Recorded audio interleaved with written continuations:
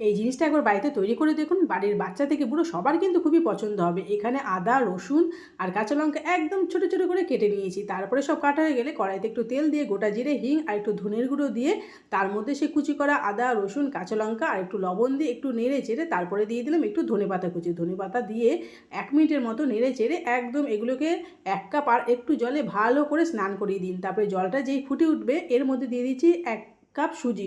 সুজিটা দিয়ে নাড়তে নাড়তে যখন একটু শক্ত হয়ে যাবে তখন এটাকে নামিয়ে নেবেন। বেশ নরম নরম থাকতে থাকতে এটাকে থালার মধ্যে ঢেলে নেবেন। একটু ঠান্ডা করে নিতে হবে, তার মধ্যে আবার 2টো সেদ্ধ করা আলু গ্রেট করে দিতে হবে। আলু ছাড়া তো কোনো আবার রেসিপি তৈরি করা যায় না। এবার দিয়ে দিলাম কর্নফ্লাওয়ার 2 চামচের মতন। এবার হাত দিয়ে বেশ ঠেসে ঠেসে ভালো করে চেপে চেপে মেখে নিন।